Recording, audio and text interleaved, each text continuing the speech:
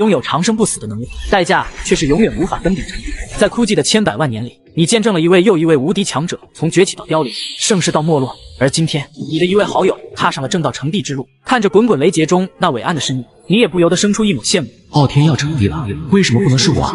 这破系统里咋还有这么多限制？原来，刚穿越到这个世界时，系统就给了你2个选项。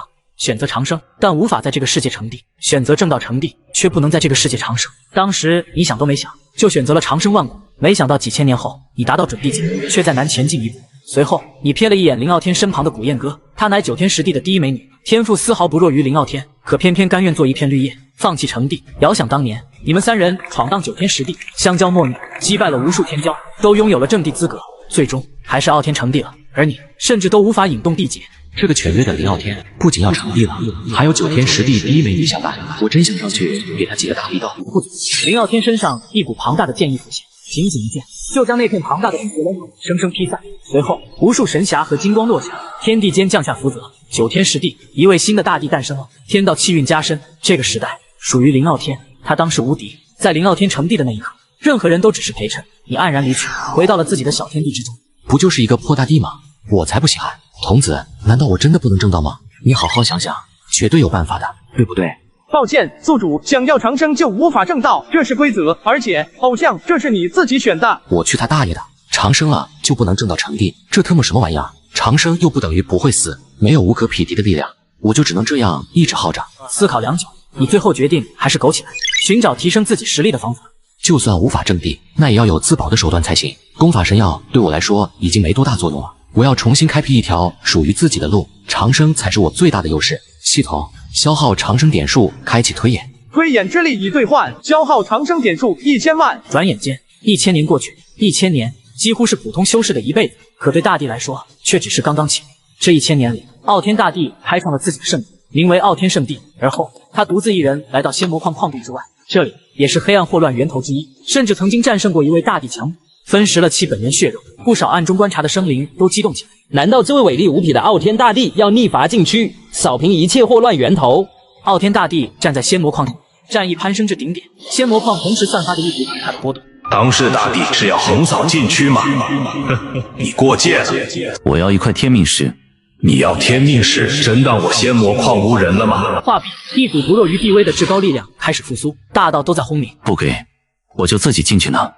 真不怕我等极尽生化与你一战？纵然你是当世大帝，也有陨落的风险。傲天大帝向前一步，缓缓抬起散发着极道之威的地剑。仙魔矿散发着恐怖的波动，似有至尊要出世，但最终仙魔矿还是安静了下来。拿去吧，因一咒，他日自会有人来取果。只要我在世，你等不可出世。随后，他一步跨出，来到另一个禁地面前，依旧强势无比，只说了2个字：拿来。很快，那些被傲天大帝光顾过的禁地都送出了一份东西，即使你短暂出关一次，也不得不吐槽一句：不愧是当世大帝啊，连禁区都敢威胁。不过这些东西就算珍贵无比，可对已经正道大帝的傲天来说，并无多大用处了，还让自己牵扯出一大片因果，他是闹哪一出？罢了，我还是继续推演吧。借助系统的一次推演之力，花费1000年时间，你要走得到目前已有一个雏形。转眼间又是600年过去，此时你已快3000岁，一道血光笼罩在你身上，身后绽放出一棵参天古木，绚烂无比。之后又出现各种大道异象，你的身体也开始不断崩溃。你连忙收敛心神，随后所有异象都缓缓消散，最终在你的体魄之中，只有12团模糊不明之物若隐若现。这条道是对的，我走对了，只不过这种道太过强横，连我这堪比大帝的身躯都会一不小心崩裂。只要我将我的12冰道修炼到圆满之际，我才是真正的举世无敌。修成其中3道，说不定就能碰瓷一下大帝。你已下定了决心，继续苟在小天地里修行。而你选择的第一个冰道是一个古朴的大帝，没有犹豫，当即拿出无数珍稀材料，开始融合修炼。仅仅过了100年，一道红光漂浮，这是属于你们3人独特的联系之法。难怪我现在算是明白了，1000年之前，傲天大帝挑衅那些禁地索要宝物，原来是为了筹备嫁妆。林傲天与古燕歌要举办婚礼了，我是应该去一趟。最好的兄弟和你曾经喜欢过的女孩结婚了，他们在9天10地所有人的祝福中举行了盛大的婚礼。婚礼当天，万族来朝，密密麻麻的身影一眼望不到头。傲天大帝和帝后古燕歌站在最高的石台之上，接受着所有人的祝福。来了很多人，可他偏偏没有看见那道熟悉的身影。他还没来。自从1000年前我成帝之后，他就说要振风祭神，恐怕不会来。不，他会来的。古燕哥话音刚落，上空突然荡起一阵大道涟漪，电光闪烁，身穿简装的你一个瞬步就来到了高台之上。抱歉，我来晚了，大帝和帝后可要多多见谅啊。说着，随手一翻，一株散发着星辰之光的小树出现在手中。这株小树之上还悬挂着一枚如同月亮般的果实。愿祝大帝和帝后永结同心，万年好合。长生大哥，恭喜你们！而此时，高台之下观礼的人早已经炸开了锅。如果我没看错，那棵树正是星辰树，食用其果能增加5000载寿元，可以说是半神药了。是啊，要知道一般准帝强者也就6、7千年的岁月，大帝也就万载左右，没想到就这么水灵灵的被当作贺礼给送出去了。这星辰树太过贵重，我不能要。寿元对于我来说没什么大用，等再过一段时间，我就会彻底振风自身，等到下意识开启，我自会正道成帝。说着，你又扭头看着傲天大帝，今晚不醉不归，这一世大帝让你当了，连9天第一美人也让你得了，今天晚上喝酒我可不会输给你。好，今晚我们不醉不归，让你赢一场也无妨。婚礼当晚，你和各路曾经的好友相聚一堂。由于林傲天已经成帝，他们的地路也走到了尽头。趁着酒劲，他们讲述着各自的不甘。10多人之中，傲天应该没有什么遗憾了，正道成帝，又迎娶了9天第一仙子。第二天，你向傲天大帝和古燕哥告别，离开了傲天圣地。一名白衣仙子将你拦下。小贼，你又想走？此人正是瑶池圣地的圣主白薇薇。早些年他还是圣女之时，你不小心撞破了正在沐浴的白薇薇，结果他提着长剑对你一路追上，在相互纠缠之下，白薇薇居然对你暗生情愫。后来两人成为了好友。我的行踪是古燕哥告诉你的吧？重要吗？我以为这一世你会正的。我争不过他。怎么说，我们也算是1000多年不曾相见了，能陪我走一段吗？看着那祈求的眼神，最终你还是点了点头。在月光之下，白薇薇讲述着之前的往事。你知道之前有一个天赋只比林傲天差一点的叶辰吗？他死了。他死了？什么时候的事？他渡劫的时候没能熬过，死在了天劫之下。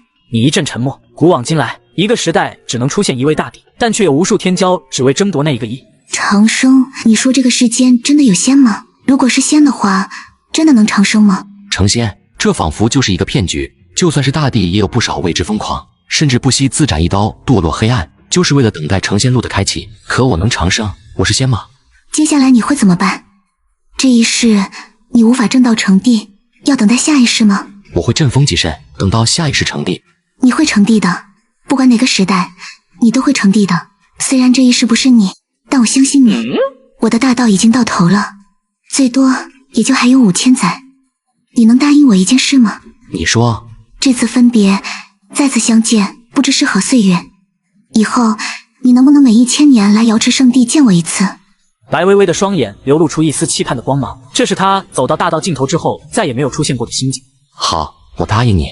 听到你答应，白薇薇顿时焕发出不一样的光彩。你们继续聊了许多，最后白薇薇告别离去。离去后，你又拜访了曾经的好友，不少人早已阴阳两隔。你回到小天地后，感悟颇多，体内开始产生剧烈的变化，无数的大道交织在一起，仿佛演变出宇宙星空诞生的奥妙。这一刻，你像是一位盘坐在时间尽头的长生者。转眼间，又是1000多年的时间流逝了。期间，你照约定去了瑶池圣地，见了白薇薇，两人相约一起游历9天10地，长达数年之久。回到小天地后，你再次利用长生点数推演，继续完善12冰道。5000岁时，你再次出关，你的第1冰道已经圆满。相比世间那些绝顶的准帝，你已经和他们拉开了很长一段距离。这个大鼎主修防御，我现在面对大帝，总算不是毫无还手之力。接下来就是我的第2冰道了。第2冰道，你决定主修杀伐之力，于是化作一道巨斧虚影，隐隐约约散发出劈开一切的力量。材料足够了，第2冰道会比第1冰道难上数倍。急不得，1000年时间已过，还是先去赴约。再次来到瑶池圣地，白薇薇早已经卸任了瑶池圣地的圣主，独自一人居住在神宫之中。这次怎么来得这么早？我还以为你又要晚居100年。我怕我来晚了，这枚数该谢了。长生，这次带我去看一次星海吧。你答应了下来，并开始寻找1000年难见的天地异象，一直到第300年，你们终于看到了一场盛大的星辰迁徙之旅，美得惊心动魄。白薇薇看着这一幕，仿佛放下了所有。长生，以后就不用来看我了。5000年，他的人生已经走完了大半，已经快要到暮年了。他不想你看到他失去灵力而衰老的模样。怎么？难道你移情别恋了？长生，如果真的可以长生就好了，就算1000年只见你一次，我也是满足的。我有些怕以后再也见不到你。听到这话，你心中久违的有一丝慌乱，开始不断思索哪里还有半神药或者不死神药。当初的星辰树你当成了贺礼送给了古燕哥，却没想到又会和白薇薇结缘，仿佛一切都是注定的一样。每个人都会有不少遗憾，而白薇薇的遗憾却是不能陪你一起走完一生。6000年，对于他们这些走到大道尽头的准帝而言，已经开始迈向了暮年，他的气血和本源逐步衰弱，而你慌了。这1000年有你的陪伴已经很好了，我很满足。白薇薇说完，你心中升起了一丝愤怒和不甘。后面的很长一段时间，你一直在寻找能增加寿命的神药，6500年，你依旧没找到。你开始施展大神通来洗刷白薇薇岁月流逝的痕迹，只可惜效果甚微。同年，你们的另一位好友古真一终于走到了时间的尽头，你和白薇薇前来送别。我就知道你们两个终究会再次走到一起的。你们3人在星空中喝酒，侃侃而谈，回忆往事，直到古真一身上化道的气息再也压制不住，你们目送他最后一程。古真一强行运起最后的灵力，化作年轻的模样。哈哈哈哈！此生能与你们同处一室，是我之幸。这世界很好，可是我古真一再也不想来了。叶真，老子来找你了。画壁顿时消散在星空之中，古真一的消散让你更加急迫起来。将白薇薇送回瑶池圣地之后，独自一人闯入了自古长存的禁区之一，拥有镇压万道的万一，你爆发出了堪比至尊的禁忌力，可惜依旧重伤逃出，也没得到半神药。看着浑身浴血的你，白薇薇心疼不已。无需为我如此，最后的时间有你陪着我，我已经很满足了。你沉默了片刻，从牙缝里挤出一个好字。之后的几百年里，你们2人如同凡尘间的夫妻一般，度过了一段平静又美好的日子。而随着时间流逝，白薇薇也开始变得苍老，不仅仅是她，与你们同一个时代的人也开始相继离去，纷纷化道于天地间。第7000年，白薇薇快要熬不住了，即使你使用秘术，也不能改变分毫。长生，带我再去看一次星海吧。好，你带他来到初次遇见星海的地方，恰好遇见了1000年难得一见的星海潮。而也就是在这个时候，整个宇宙突然都动荡了起来。大地的气息弥漫，星空深处发生了大战，另一股无上至尊的气息苏醒了，但是傲天大帝都没有动用地气。在同时代所有人都走到寿元尽头的时候，傲天大帝正式进入了他的壮年巅峰期，无人可以匹敌。你叹了一口气，用万灵鼎封锁了处于星海的这片天地，而白薇薇已经彻底压制不住，开始化道了。长生，谢谢你，我这一生已经很幸福了。看着即将化道的白薇薇，思考了良久的你，还是决定告诉白薇薇自己的秘密。白薇薇是你的情关，也是你的劫。薇薇，其实我是长生者。白薇薇的神色没有半点变化，仿佛她已经知道了一样，心疼的伸手抚摸你的脸庞。长生，我好心疼你。未来，你的身边再也没有一个熟识的人，没人再陪你说话。拥有长生的你，我只看到了无尽的孤独和落寞。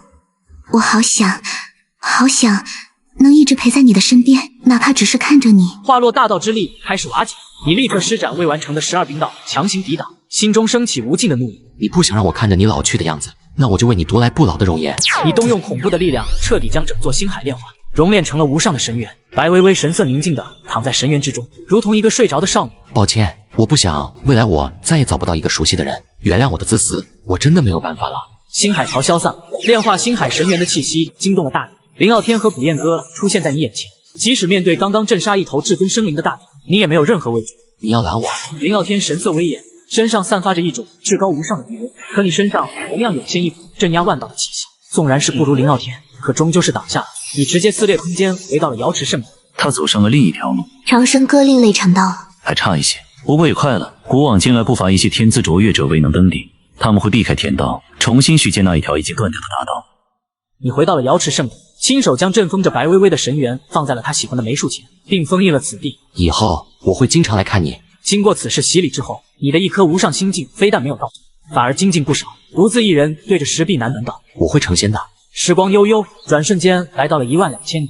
9天十地中忽然涌现出一股地位，流露一丝悲伤之意。古燕哥，你也熬不住了吗？纵然傲天贵为大帝，也没能再为你寻来一株不死神药吗？地威回荡在9天十地很长一段时间，傲天大帝带着地气闯入了轮回，数道至尊的气息交缠，就连苍穹布满大道裂纹。傲天大帝除掉了2位至尊，险些将轮回海葫芦带走。即便如此，依旧没能带回一株不死神药。12500年，天地浮现异象，这位帝后就快要化道了。在小天地里的你看着传音符传来的信息，犹豫不决。第2冰道虽未大成，但是自保绰绰有余了。林傲天，古燕哥，这应该算是这一世我们最后一次见面了。9天十地第一美人古燕哥即将化道，而他最后想见一面的人却是你。看着没有任何反应的传音符，不由得露出一抹失望的神色。不用了，傲天，这都是注定的。已经让我留在这个世间足够久了，能陪伴你走完这一世，我已经放下了。因为当初你送的那株星辰树，古燕哥能够拥有和大地差不多的寿命，这已经很罕见了。天空中隐隐浮现天道的气息，所有生灵似乎都感受到了天命传来的警告。我将你封印起来。不，我不想一直躲在神元之中，我有自己的选择，已经够了。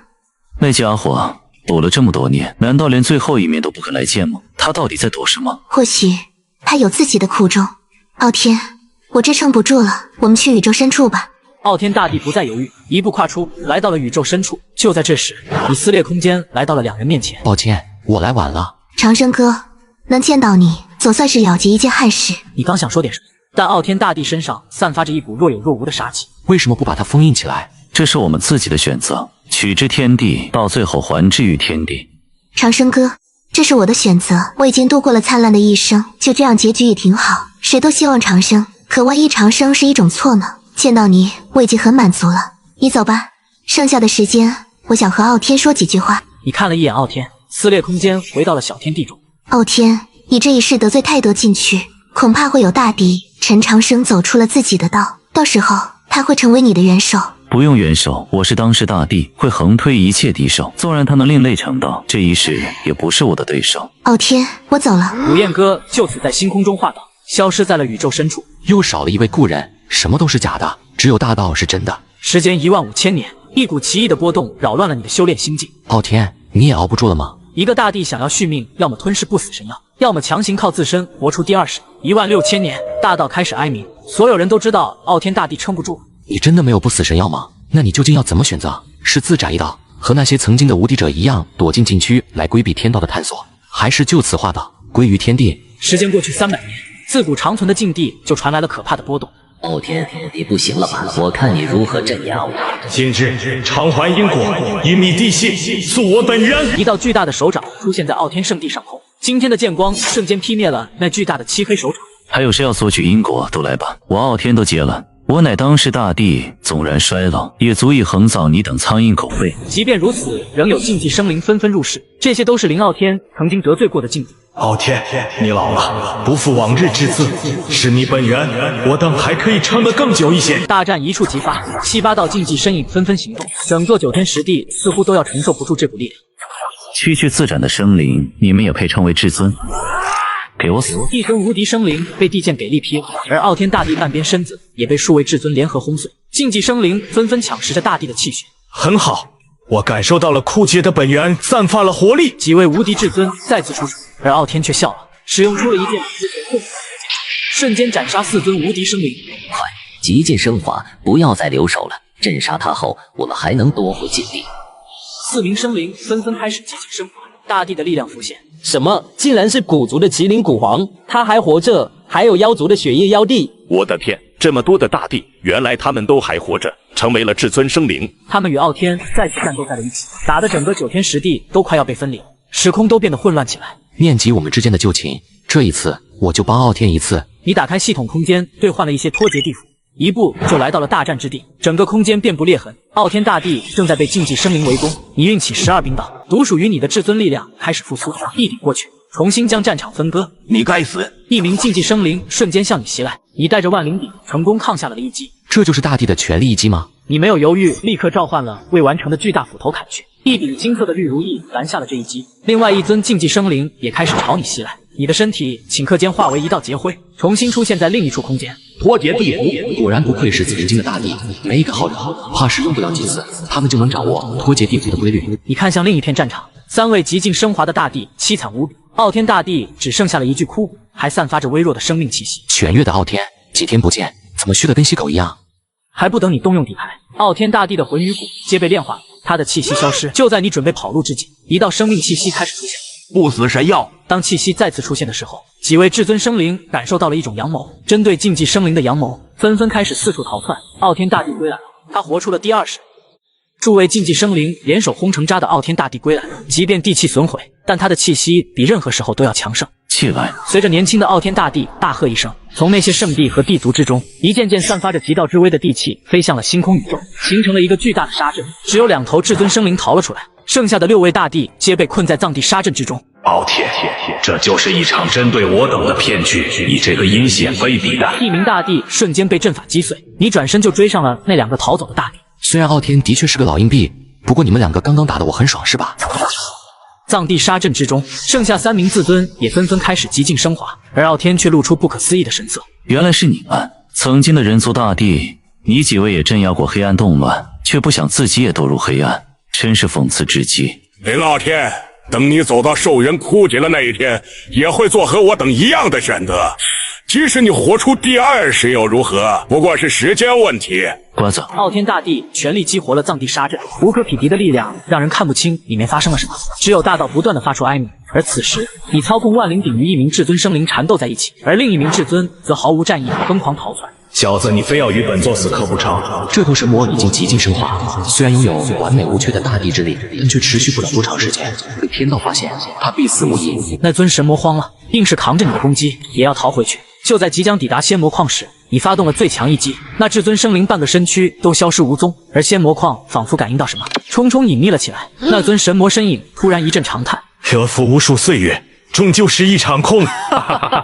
随后天地凝聚，一道灭世之雷劈响，就此消失在星空之中。这就是天道的手段吗？恐怕大帝也不敢轻易接下这一击吧。你继续驾驭着万灵鼎，想要追击那逃走的至尊，傲天大帝却出现在你身前，看着曾经最好的兄弟身上散发的杀机，你一阵沉默。你既不是他对手，也逃不掉。我知道他留了后手。你叹息一声，撤掉了你所有防御。林傲天紧紧地盯着你，并没有出手。他留给我的东西破碎了，我就知道是你出手了。另外一名逃掉的至尊生灵，我来的时候顺手击杀了。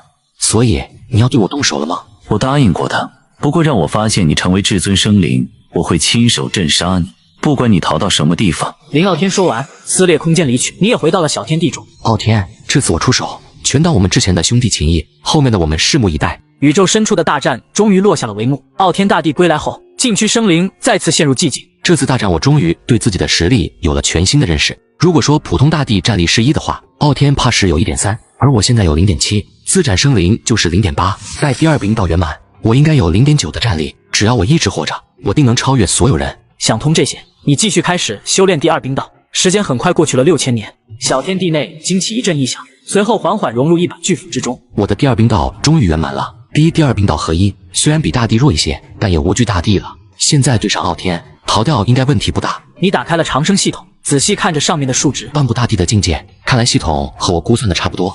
你散发着破开一切的力量，我就叫你破灭斧吧。这12冰道越往后越难，也不知第3道冰需要多久岁月。做完这一切后，你看向傲天圣地的方向。自从上次回归后，傲天就隐匿了起来。如果不是感受到强横的生命气息，你一度以为傲天已经离去了。傲天啊，傲天，你到底什么时候死啊？这6000年来你不出事，可别是在搞什么长生法吧？或者第3世？对于你这个曾经最好的兄弟，你既不想他窝囊的死去，也不想他太过强大。童子，你说傲天这边能参悟长生法，活出第3世吗？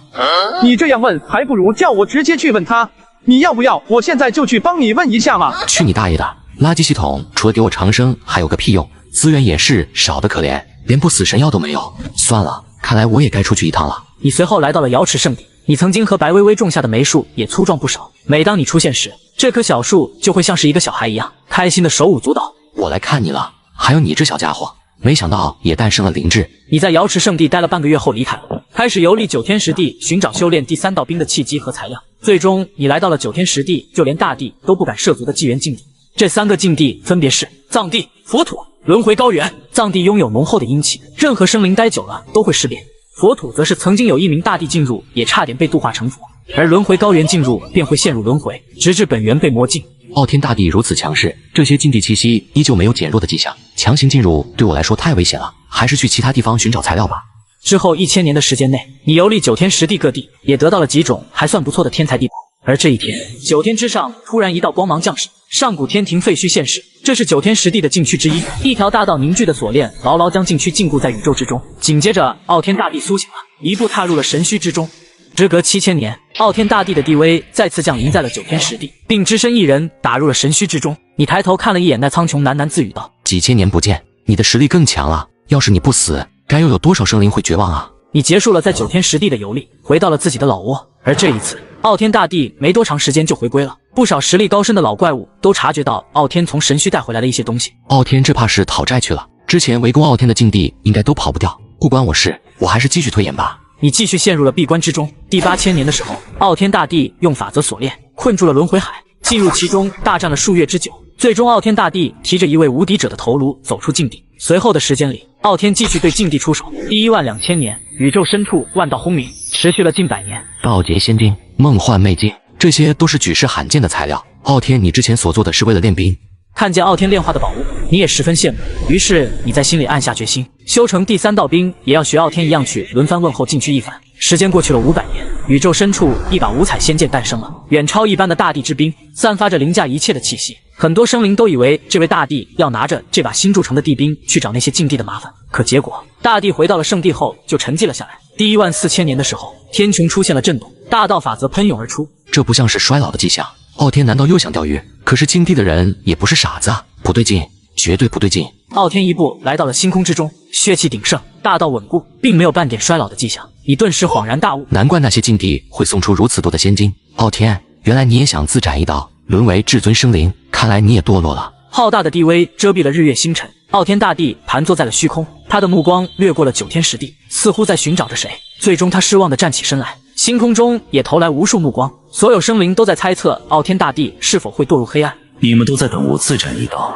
可笑！吾贵为人族大帝，又怎么会与你等躲在黑暗中不敢见光的生灵一样？骤然间，万道法则爆发，他的气势还在不断的攀升。9天10地的生灵无不震惊。傲天大帝难道是想闯登仙路？在9天10地这片宇宙中，每个时代都会出现一条登仙路。据说这些登仙路连接着传说中的仙界，只要闯过便可成仙。只是踏上这条补路的大帝，最终都没有再回来过。踏进其中，九死无生。傲天站立在宇宙中心，身上散发的剑光贯穿古今。混沌之中，一条古路缓缓出现。傲天就站在古路之前，仿佛在等待某人。我小看你了，你居然敢闯登仙路！这个时代的最后一刻，也该由我来送你。下一刻，一个被万灵鼎包裹的身影飞向登仙路，不少老怪物都认出来了。你就是曾经在傲天大帝晚年出手相助的至尊。见你到来后，傲天随手一挥，遮蔽了天机，即使至尊都不可亏欠。我尘封了万年，没想到你会选择这样的一条路。看着你没有一丝衰老的迹象，傲天也没有纠结你说的是不是真的，随口说道：躲了我这么多年，怎么射得出来了？如今这个时代，只有你一人与我相熟，这算是最后一顿酒。真打算就这样去闯登仙路？你的寿元应该还有不少。真等我寿元将尽，我反而没有信心。你们两人在星空中，又像是回到了年少时那般，是无话不谈的好友。你所隐藏的秘密，无非是与正道相关。那次你没有正道，我就察觉了，连古燕科都可以为你隐瞒。我是大帝，又何须在乎别人的秘密？你们都太小看我了。傲天话毕，你一阵沉默。长生的秘密你不敢泄露，如果被禁区生灵知晓，说不定会出现比傲天更加厉害的，你将无路可逃。或许你可以尝试活出第3世，再多1世的积累，闯这条路的几率会更高。第3世，我早已经有了活第3世之法，只是活出1世又1世又如何？这个世间我最后的留恋也没有了，长生万古也不是我的追求。傲天最后的一句话，仿佛专门说给你听的。你没有接话，只是一味的喝酒。这1世最后能见到你，对我而言算是一个惊喜。不过我对你还是有所不爽，所以我还是要给你一点惩戒。下一刻，一道五彩剑光毫不留情地将你撞出了宇宙星空，浩瀚的剑气直到9天10地才停下。林傲天，我去你大爷的！长生，未来的某一刻，或许你会发现我留给你的惊喜，亦或是你的杀局。说完，傲天独自一人踏入登仙路，天命悲鸣，万道交织，9天10地的天道也彻底断绝了与傲天大帝的气息。你躺在地上，神色复杂。3万岁了，这一世与你相识的最后一人，当时大帝曾经的至交好友傲天也消失了。你感受到了真正的寂寞与孤独。硕古今的傲天大帝最终选择了强闯九死无生的登仙路，他的气息消失在了9天10地，天命也在某一刻打开了大道枷锁，留下了一个独属于傲天的道痕。属于傲天大帝的时代结束了，但傲天的道痕彻底消失还需要1万年，在这1万年里，没有人能成帝。9天10地即将发生大变故，我还是先躲起来吧。你回到小天地还不过100年，整个傲天圣地选择自封了，宇宙之中至尊的气息开始无比活跃。傲天离去，不过大道并未恢复，9天10地的生灵无法攀升高峰，对这些禁忌生灵来说食之无味，应该不会发生大祸乱。时间又是4000年过去，宇宙星空中就发生了惨烈的一幕，一名至尊不断地吞噬着星空中生灵，冥冥之中你也感应到了这一幕，你略微推算，发现居然和你有所关联。怎么会和我有所因果？有意思。如今我到兵2合1，即使大帝我也不惧，就拿你来练练手。傲天已经消失，这世间又有谁能镇压我？这是一位古老的至尊生灵，气血衰败，大道残缺，因为之前有傲天大帝压制，一直不敢出手。但本源流失严重，即便他吞噬了一片片生命谷地，效果也是微乎其微。没等到成仙落火不甘心，就这样死去。就算将宇宙星空所有生灵都变成血石，都在所不惜。然而就在这时，一道曙光打断了他，同时也引起了另外一些竞技生灵的目光。是你居然没被傲天劈死，还是说你本就是个傲天影？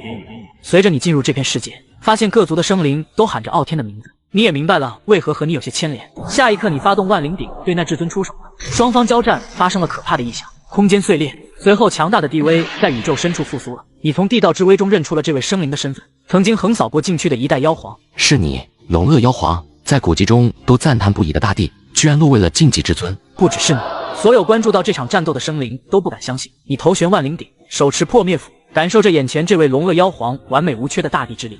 逼我极尽升华，你该死！给我葬状！龙恶妖皇拼尽全力的一击，你不敢马虎，连忙融合两种冰道迎了上去。这一击打破了虚空，甚至时间都被扭曲，但最终龙恶妖皇被击飞数个星域，强行退出了地境。我不是败给了你，我是败给了时间。我不甘心。你挥动破灭之斧，结束了这场战斗。随后，龙恶妖皇化作星光，重新反哺这方天地。不愧是曾经的大帝，若你真是全盛时期，我不会赢得这么容易。经此一战，你也受到了不小的伤害。而龙恶妖皇消失之后，原地留下的几件物品，断掉的鲜红长矛是一件极道之兵，旁边放着一个漆黑的石盒和几件天才地宝。将它们收入空间后，转头看向被血洗的星域，叹息一声：这就是黑暗动乱，生灵如草一般，没有丝毫反抗的能力。我能做的也只有这些。随后，你带着受伤的身体回到了小天地中，打开了龙恶妖皇的小黑盒，里面放着仙木之列的归虚若木，竟然还有此物。果然，这些古老至尊身上都藏着不少好东西。第三道兵还未彻底确定，不过有了这节归虚若木，倒是有些想法了。但日后显示，可能就需要小心一点了。当初傲天的一剑，让你与傲天撇开了关系。随着这次出手，你再次被所有竞技生灵视为敌手，已经有不少古老至尊开始推算你的位置。前两件道兵已经被人关注，现在唯一的方法是我练成第三道兵，或者修炼另外一种大道掩盖身份。你思考许久，最终决定一边修炼冰道，另外一边重新推演一条大道。时光流逝，转眼间便是8000年的时间，你也已经42000岁了。这一年天地震动，大道复苏，所有准地修士纷纷感受到了瓶颈的松动，新的时代开启了。还是感受不到天劫的气息，或许我也可以收一个弟子，看看能否让他去争一争这个时代的大帝之位。于是你以一具化身开始行走9天10地，100年的时间，你走访了很多地方，最终你收了一个根骨奇差的小女孩，她叫红天。你看见她时，发现她在一堆死人里面求生，将她带回小天地后，你用无上秘法为她塑身，之后封印在神元之中，更是将龙恶妖皇那半件地兵炼化了，放在了红天的身躯之中，以此来温养她本就虚弱的血气。做完这一切后，你重新闭关修行，仙木归虚若木拥有时间潮汐之力，你也对第三道兵有了一些想法。第三道兵就叫做归虚中吧，不过即便有系统推演，想要完成我也不知道要多久。随后你看向另一处推演，五行生息之法。相比于12兵道的霸道，五行生息之法显然更容易修行一些，利用五行之力相生相克，生生不息，从而突破大道的屏障。五行之力也就意味着我需要将五行之道修炼至圆满，实现生生不息运转轨迹。这些修行方法一般大帝都不敢想，谁又会浪费时间修炼多种大道呢？不过我最不缺的就是时间。普通大帝终其一生也只能将一种大道修行圆满，而你却选择同修多种大道。五行之力也就意味着我需要将5种大道修炼至圆满，本源融合应该足以媲美完美无缺的大帝。由于12兵道修行难度层层递进，让分身修成五行生息之法，无疑是提升实力最快的方法。保险起见，你还花费长生点数推演了一番。此法果然可行，比我修成第3道兵快太多了，相对的上限也低了，先提升自保能力再说吧。时间100年过去，红天从神元之中走了出来，你的本体带着他一路游历。红天也从一个黑黑瘦瘦的小姑娘长成了大姑娘。看到无数惊艳的天骄后，红天对自己产生了怀疑。老师，我真的能比得上那些天骄吗？我为什么感觉不到一丝希望？对你而言，正道成帝的准则是什么？要无敌，打败一切敌手。可是你天资、悟性、天赋，甚至是你的根骨，统统都不如不行，你还想要无敌之资？听闻此言，红天的脸色变得苍白无色，紧紧地咬着嘴唇。你也升起一阵怒意，真是可笑！是不是我说你不行，你就自己也认为自己也不行了？就这样也想要走无敌之资？你话说完，红天的脸色更加苍白，隐隐有泪光浮现。这个世界从来都不是公平的，有人比你天资好，有人底蕴比你好，还有的运气好，但有一样大家都在同一起跑线上，那就道心。你样样都比别人差，那你就努力去追赶，10倍不行就100倍，100倍不行就1000倍。你的对手从来不是别人，而是你自己。拥有一颗坚韧的道心，才是成为强者的第一步。洪天看似是听懂了，但是又有些疑惑。我再陪你游历100年，哪一日你悟了，就自己游历去。而之后，你只陪了洪天10年。洪天在告别你之后独自远去，他身上有你隐藏的半截地冰和脱节地符，即使碰到至尊也有保命的能力，你并不担心他的安危。以我现在的资源，想将你培养成准帝不是难事，可不经历风雨的洗礼，哪能真正成长？你已经决定了，要将这丫头每一世都放出来一次，让她与各个时代的天骄对决，磨练，直至将她的道心磨练至完美无缺，然后正道成帝。返回的路上，半步大地的你感受到了危机，随后一只巨大的手掌就朝着你袭来，你下意识的激发万灵鼎朝着巨手挥去，巨手连带着杀意也一同消散。这只是试探，究竟是来自神虚，还是轮回海，亦或是仙魔矿？你隐隐感觉有无数的力量在推演你过去，但你修为已经远超至尊，让推演变得极其困难和危险。回到小天地后，你立刻将空间隐匿了起来。我既不属于禁地的至尊，却又能阻止他们发动黑暗动乱的实力，看来是被他们盯上了。不过他们应该在我被龙鳄妖皇打伤时一同截杀我，但自斩一刀的生灵都是苟且之辈，反倒是让我有了机会加速修炼五行生息之法吧。转眼间，数百年的时间一晃而过，洪天再次与一个海族的年轻天骄发生了大战，虽然屡战屡败，却也越战越远。不出意外，他再次失败，拼命逃窜。他也因为不断挑战天骄而被很多生灵认识。寻常修士经历次次失败，道心早已破碎，而洪天失败只是他的日常。我一定能行，师父说过一次不行就再来一次，我一定可以。追逐而来的海族青年此时心中也有一股怒火，因为从最开始的随手镇压，到如今动用全力，他的心里总有一种感觉，下一次或许这个女子就会平视他了，甚至可能超越他。洪天修行的这数百年的时间里，宇宙各地涌现了一大批的天骄，不仅仅这些天骄们开始展露锋芒，连这些天骄背后的势力也忍不住出手了。一些较弱的势力，连同护道人和天骄在内，都一同惨死在争抢地位的道路上，一直都是血腥的。几百年的时间对你来说更像是一事而已，无数的木之精气在你体内诞生，稍许时间即可圆满。木之一道即将完成，只要不真正与那些至尊生灵交手，他们就不会发觉我的身份。好久没关注那丫头怎么样了，还是去看看比较好。你一步跨出小天地，根据之前在洪天身上留下的记号，你很快就锁定了位置。洪天独自一人看着云海，怔怔出神，浑身散发着颓废的气息。啧，一颗道心都快稀碎了。老师，来，好好给我说说，近些年都发生了什么？你过得怎样？洪天将这数百年发生的事都告诉了你。原来这些年，洪天不断的向那些天资比他好的人挑战，虽然结果都是他败，但是他却从来没有失去过信心。其中一个海族天骄更是被他视为劲敌。就在他满怀信心再次去挑战时，却看见海族天骄他瞬间觉得自己的努力在天赋和资源面前是多么的微不足道。听完他的讲述，你顿时哈哈大笑起来。洪天啊，洪天，你有没有想过，你遇上的那个所谓的海族天骄，可能在海族中连名都排不上？就是想到了这一点，我才真正意识到了我和那些真正天骄的差距。这份差距太大，是一条难以逾越的天堑。天堑？有大帝和准帝的天堑大王，不还是快被我追平了？洪天，那些真正的逆天妖孽看着那海族天骄，就和你看着那些普通的修行生灵没什么两样。老师，你想说什么？当然是想说，你还是菜，得多练。洪天听完，原本破碎的道心，现在彻底变成了一滩浆糊。跟我回去吧，这一世就先这样了。多来几世，多遇见一些妖孽，你的道心迟早会更加细碎。我不回去，我还想再试试。试试？怎么试？等你熬到人老珠黄，再去和那些血气旺盛的天骄们打，搞不好你老师我还得先来给你上坟。不回去，我就不回去。这个时代也就这样了，难道你就不想见一件真正的大事，和那些会留名万古的天骄交手？会有这样的大事？我会将你振风起来，将来每一世会让你出来一次，与那些真正的天骄交手，一世又一世，直至你面对那些所谓的天骄视作普通生灵，酝养出自己的无敌道心。当然，如果有一天你的道心彻底破碎，无法凝聚，我会抹去你的记忆，让你成为一个普通人，过完一生。老师，我想和那些真正的万古天骄交手。将洪天带回，重新振风进了神元之中后，你也开始继续修炼。天命重现的第1000年，宇宙中传来轰鸣，一条古朴充满大道气息的道路出现了，仿佛在准备接应他等待许久的唯一人。地路出现了，大角逐要开始了。这一世，我必定击败所有对手，正道成帝。不少绝世天骄内心呐喊，信心十足。在小天地内的你，只是瞥了一眼地路，便再次收回了目光。当初我们3人打遍地路无敌手，真是怀念啊！这次地路出现，好像对我的小天地也有些影响，应该问题不大。转眼间，又是600年的时间过去，地路上的尸骨数不清，道不明，皆是来自各地的天骄。第1800年，在地路的尽头，一块巨大的石碑从混沌之中缓缓升起，地路之上仅剩的13位天骄，名字都浮现在石碑之上，意味着他们有成帝的资格。这一战我的名字会留在上面。等到最后决战开启，我会击败你们，轰碎弯道法则，正道成帝。之后，其余生灵在石碑前驻足之后，也纷纷离去。他们都在等待着天命的显示，等到最后决战的开启。